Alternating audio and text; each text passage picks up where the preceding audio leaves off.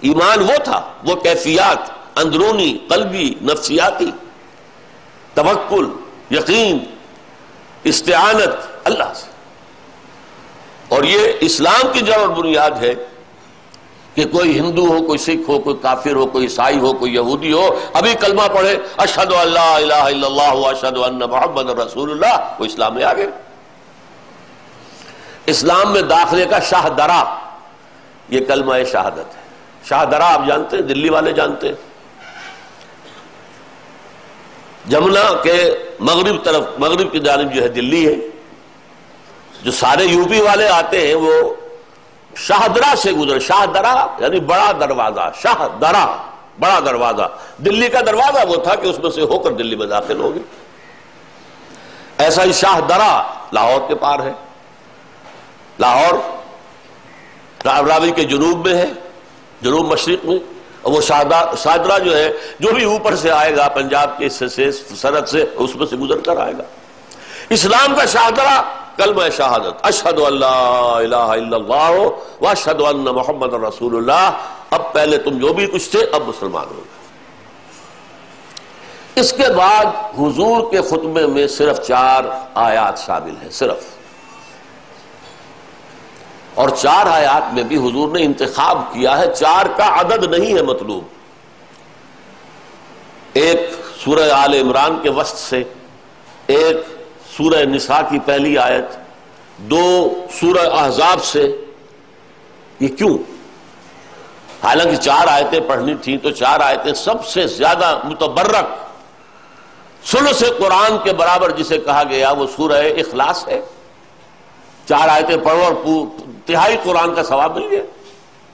10 پارے پڑھنے کا جو ثواب ہے وہ یہ 4 آیتیں پڑھنے میں ہے. اور اگر سب سے زیادہ قرآن مجید کی جو اہم ترین سورت ہے، اساس القرآن، ام القرآن، سورہ فاتحہ ہے، وہ پڑھتے نہیں. موقع کی مناسبت سے 4 آیتیں تلاش کی ہیں. ان 4 میں کیا چیز ہے مشترک؟ تقویٰ کی تاکید، تقویٰ کی تاکید، تقویٰ کی تاکید. تقویٰ کیا ہے یہ سمجھ لیجئے تاکہ ہر آیت کے ساتھ اس کو بیان کرنے کی ضرورت نہ ہو. تقویٰ کے معنی ہے بچنا، اتقاء، بچنا. بچنا کس چیز سے؟ گناہ سے بچنا، اللہ کی نافرمانی سے بچنا، حرام میں ملوث ہونے سے بچنا. یہ بچنا ہے، دنیا میں یہ بچنا ہے، اور آخرت میں جہنم سے بچ جانا، یہ اس کا نتیجہ ہے. کل دین اس لفظ تقویٰ کے اندر ہے. اس کے بارے میں حضرت عمر رضی اللہ تعالی عنہ کے محفل مشاورت میں ایک مرتبہ مسئلہ اٹھ کھڑا ہوا. تقویٰ کیا ہے؟ ہاؤ ٹو ڈیفائن تقویٰ، تقویٰ کیا ہوتا ہے؟ اب ظاہر بات ہے کہ یہ ایسی بات ہے کہ ہر شخص نے کچھ اپنا ذہن میں جو تھا وہ بیان کیا. حضرت عمر نے پوچھا ابی بن کعب سے رضی اللہ تعالی عنہ. وہ تھے جن کے بارے میں آتا ہے اقرأہم ابی بن کعب. میرے صحابہ میں قرآن کا سب سے بڑا عالم ابی بن کعب ہے رضی اللہ تعالی عنہ. وہ خاموش بیٹھے رہے تھے. برتن جتنا بھرا ہو اتنا ہی خاموش ہوتا ہے، جتنا خالی ہو اتنا کھنکتا ہے. تو وہ علم میں بھرے ہوئے تھے. اب حضرت عمر نے خاص فرمائش کی کہ بھائی آپ فرمائیے تقویٰ کسے کہتے ہیں. اب انہوں نے کہا کہ امیر المومنین، اگر کسی شخص کو ایسے جنگل میں سے گزرنا پڑے جہاں کوئی پگڈنڈی بھی نہیں ہے، جھاڑیاں ہیں خاردار، دائیں بھی بائیں بھی ہر جگہ، اوپر درخت ہے نیچے اندھیرا ہے، اور آپ کو معلوم ہے کانگو کا طاس ہو یا ایمیزن کا طاس ہو، وہ درختوں سے بھی سانپ لٹکے ہوئے ہوتے. پھر گھاس میں خطرہ یہ ہے کوئی کنڈلی مارا ہوا سانپ بیٹھا اور اس پر آپ کا پاؤں پڑ جائے، یا کسی اور موذی جانور کے بل میں آپ کا پاؤں گھس جائے. تو کیسے جاتا ہے انسان بچ بچ پر، جسے ہم اپنے محاورے میں کہتے ہیں پھونک پھونک کر قدم رکھنا.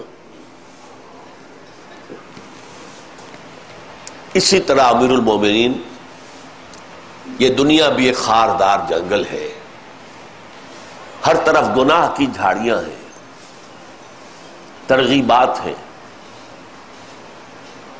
اس میں سے انسان اس طرح گزر جائے اپنے کپڑوں کو سمیٹ کر کے کسی جھاڑی میں الجھ نہ جائے، اور محفوظ دیکھ کر پاؤں رکھے، کہیں بھی وہ پاؤں حدود شریعت سے نہ نکلنے پائے، کہیں وہ کسی گناہ کے سانپ کے اوپر پاؤں نہ پڑ جائے۔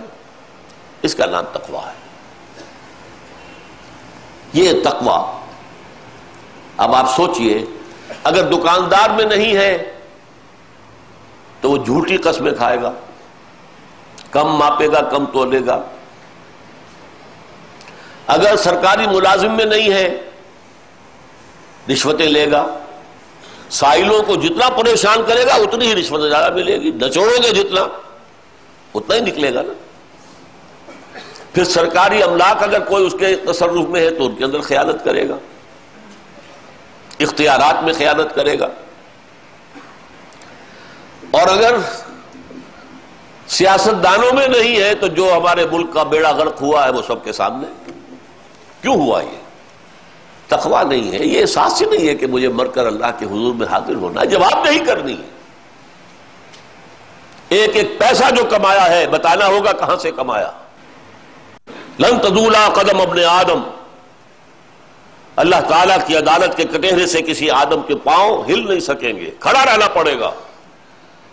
حتیٰ یسأل عن خمس، یہاں تک کہ 5 چیزوں کا حساب لے لیا جائے۔ عن عمرہ فیما افناہ، عمر ہم نے دی تمہیں 70-80 برس، کہاں فنا کی، کس کام میں لگے رہے۔ وعن شبابہ فیما ابلاہ، خاص طور پر شباب کا دور، امنگوں کا دور، قوت کا دور، وہ کہاں گلائی تم نے اپنی جوانی۔ وعن مالہ من این اکتسبہ وفیما انفقہ، مال کا حساب دو، کہاں سے حاصل کیا تھا، حلال سے یا حرام سے، اور خرچ کہاں کیا تھا، علل تلل میں، عیاشیوں میں، اسراف اور تبذیر میں۔ اور آخری سوال سب سے کڑا، سب سے سخت، وَأَمَّا عَمِلَ فِيمَا عَلِمَ، جو علم تم نے حاصل کیا اس میں عمل کتنا کیا۔ درس قرآن آپ ہر مہینے یہاں سن لیتے ہیں، کبھی اپنا جائزہ بھی لیا کہ اس سے ہماری زندگیوں میں کوئی تغیر آیا؟ ہم نے اپنے کاروبار میں سے حرام کو نکالنے کا فیصلہ کیا؟ ہم نے اپنی معاشرت کے اندر سے غیر اسلامی چیزیں ختم کی؟ ہم نے کہیں شرعی پردہ نافذ کیا؟ زیادہ علم وبال بن جائے گا، وبال، جیسے زیادہ دولت وبال بنے گی۔ ایک ایک پیسے کا حساب دینا ہے۔ یہاں کے انکم ٹیکس آفیسر سے آپ ڈرتے ہیں، وہاں کیا ہوگا؟ یہ تقویٰ جو ہے معاشرے میں کیسے آئے گا جب تک کہ گھر میں نہ ہو۔ گھر وہ 4 دیواری ہے جہاں بچہ پل رہا ہے، بڑھ رہا ہے، پرورش پا رہا ہے۔ اگر اس گھر کے اندر تقویٰ ہے تو یہی بچہ جب ابھر کر آئے گا، معاشرے میں آئے گا، کاروبار کرے گا، کوئی اور ملازمت کرے گا تو اس میں تقویٰ ہوگا۔ اس لیے حضور نے خطبہ نکاح میں وہ آیتیں جمع کی ہیں جو تقویٰ کی مؤکد ترین آیتیں ہیں قرآن مجید میں۔ آپ کسی کمپیوٹر کو بھی اگر دے دیں یہ جاب کہ قرآن مجید میں تقویٰ کی سب سے زیادہ تاکیدی آیات کون سی ہے نکال دو تو وہ یہی نکلے گی۔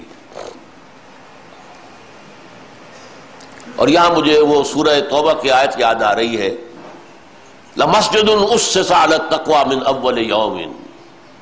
مسجد قباء کے بارے میں قرآن میں کیا فرمایا گیا؟